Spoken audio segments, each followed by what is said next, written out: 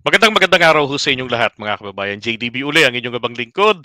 Well, another good news sapagkat po according dyan sa House of Representatives ay kanila pong iimbestigahan na. Bagay na hindi ho kayang gawin ng nakaraang kongreso, ngayon iba po. Sabi nga weather lang yan. 'Di ba?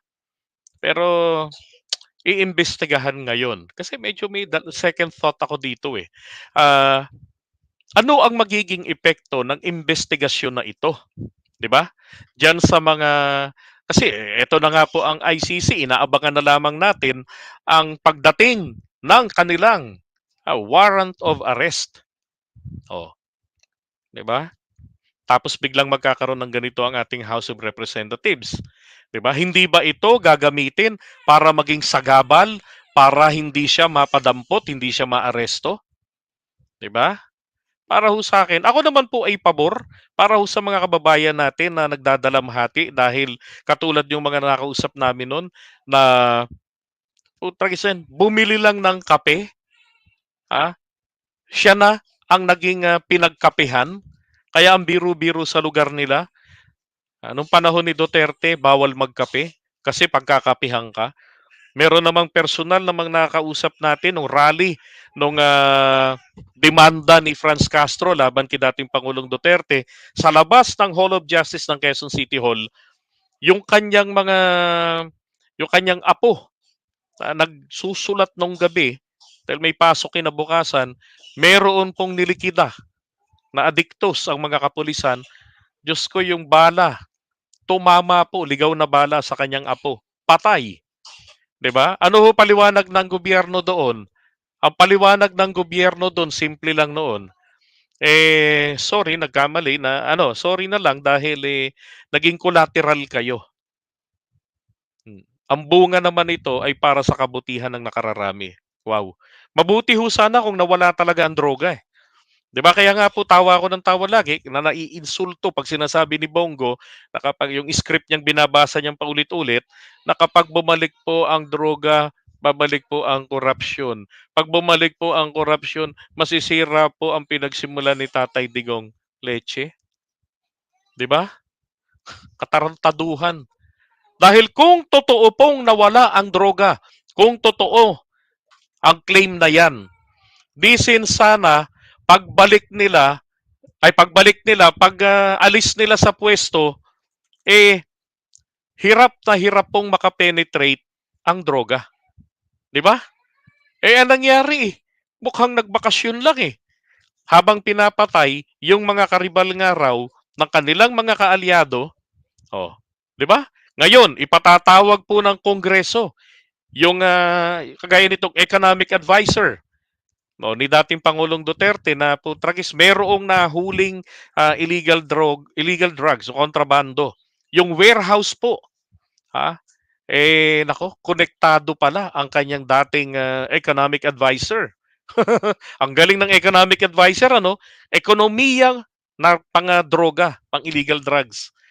Tapos itinatago sa kanilang war on drugs. Anak ng putya. 'Di ba? At sana lang naman din ay ipatawag siya ng Kongreso. Hmm. Sabi ni Sir Carlos, walang conflict yan sa ICC kasi in aid of legislation. Ang sa ICC ay political at criminal liability. Nako, salamat po. 'Di ba?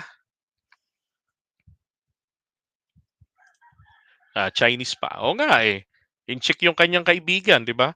And Hilda, maraming salamat po. Welcome po sa ating channel. Thank you sa pag-subscribe. Hmm. Katulad nung eksena na yan na nakikita ninyo, yung PETA style, di ba? Ito yung napatay. Dahil ang problema nga po rito nila, ang sabi nga ang pagdinig na ito, no, although this is in aid of legislation, ay para po dito sa umaabot po ng 6,252 as of May 31, 2022. Okay? Tapos ang ating DOJ, tinangka nilang bulahin ang ICC no in aid of protecting Digong et al. Ah, Nag-submit sila ng investigasyon nilang iilang piraso. Again, kung totoo po ang ating DOJ ay nag-iimbestiga, seryoso, na i-persecute sila, sana man lamang meron pong 6,252 folders ng investigasyon o ng mga naimbestigahan nila. At yan po ay nagagawa lamang kung genuine talaga na pagkatapos ng insidenteng ito ay merong investigasyon. Eh yun nga po yung wala nung nakaraang administrasyon eh. 'Di ba? Because obviously, yan pong EGK noon, ito po ay state-sponsored killing. Yan naman po ang maliwanag diyan. Yan ay sponsored talaga. Mismo presidente ay nagsasabi, 'di ba, na kapag ayaw man laban, paglabanin nyo, taniman nyo, gawain eh. 'Di ba? Magtanim ng ebidensya ng piskal pa. Oh. Tapos sinabudol yung mga kapulisan, lalo yung mga trigger happy, kasi siya raw ang papalit sa pwesto nila kapag sila ay dadamputin na o makakasuhan. And then later on, hindi naman po ganun ang nangyari. 'Di ba? Sila rin yung kanyang pinadadampot. Ngayon, ito po yung artikulo dito. No? Yan. So sabi rito, House panel ready to probe into anti-drug war, extrajudicial killings. Okay. Ang schedule po nito ay sa May 22, so tutukan po natin yan. And then, let's see kung may cover natin yan ng live mula po sa House of Representatives. I hope maimbitahan tayo. Now, ang sabi nga rito ni Abante, bakit natin to ginagawa? Well, maybe the question of some people is, why are we conducting an inquiry into the deaths of alleged drug addicts or drug dealers? Okay, first, we must begin with the principle that each life is valuable. That each life is lost is a profound tragedy, okay? And then second, we must point out that those who lost their lives, like every Filipino, are protected by the rights granted by the Constitution, one of which is due process. Now, they are alleged drug users and dealers, but they were not convicted because of this. Alleged EGK victims were silenced and they were denied their rights. Diba? Alam nyo, ang isang masakit po lalo na sa kalooban dito at talagang naging eye-opener ko rito nang marinig ko mismo doon yung sa may City Hall na yung kanyang apo na nag-aaral ay tinamaan ng ligaw na bala. At ang paliwanag ng gobyerno, and I am very much aware at the time, dahil nga po sa kahit anong paraan, hanapan natin ang pagkakataon ng way maipagtanggol si dating Pangulong Duterte at ang kanyang war on drugs na inaasahan nating magpapatino sa mga Pilipino. Ang amin pong paliwanag na lamang galing po nun sa Malacanang ay collateral damage. Masakit sa loob, pero yun ang palusot noon. Pero isipin mo, no? Ituturing ang isang tao bilang collateral damage. Eh kung yun ba naman, sa dami ng pulis, makapanlalaban ba naman ang mga yan? Oh, 'di ba? Isang malaking kalukuhan. Kaya tama ngayon itong ginagawa po ng ating Kongreso na imbestigahan. Ha? Eh ano naman ngayon kung magwala itong mga protector nila, itong mga Digonians? Go ahead, magwala sila. 'Di ba? Pag inaresto na rin to ng ICC, sana agad-agad na. Eh tignan natin kung magagawa nilang makipagpatayan, sabi nila, there will be a civil war. Come on. 'Di ba? Tignan natin kung kaya niyong magawa. Sabi rito, Duterte, 11 others accused of crimes against humanity before ICC. Nice. 'Di ba? Pero eto, ilan po dito sa mga yan? Yan po yung recorded. Pero ilan dyan ang hindi pa? At ilan dyan ang itinuring na lamang na collateral damage? 'Di ba? Parang isang bagay lang na nasira. 'Di ba? Hindi tama. Oh.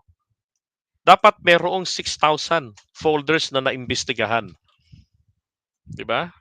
At dapat ay meron nang na-persecute dito o na-prosecute dito. Pero wala namang sinampahan ng kaso ang DOJ.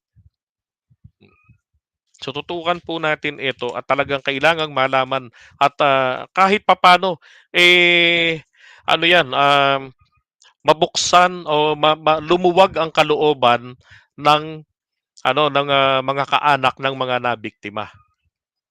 Diba? Sa ngayon, inaaway nila ang administrasyon dahil ang kanyang programa ay nandun itong ating gobyerno sa pagsira doon sa chain ng supply ng illegal drugs at pagsalba sa mga biktima nito. So, edi maganda 'yun, 'di ba? Tignan niyo maraming nalalansag. Oh, walang namamatay. At doon masakit ang loob ng mga Digonians kasi walang patayan. Talagang mga baluktot na utak eh, 'di ba? Sumuporta po tayo dati diyan sa war on drugs. Pero nung palpak na, hindi na po dapat pang tuluyan ng suportahan pa ito at ipilit sa bagong administrasyon. Kung palpak na, ba't mo pa ipagpipilitan? Meron ngang isang kasabihan diyan sa science. Tama ba sa science ito?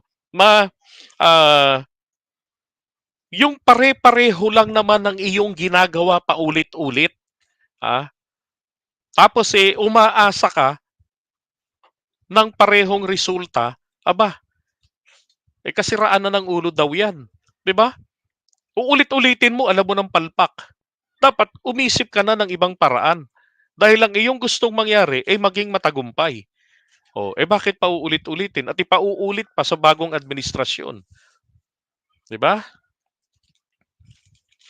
Kaya kailangan talaga ito kung hindi man makasuhan sila rito sa Pilipinas, bigyan na po talaga dapat ng daan ang ICC.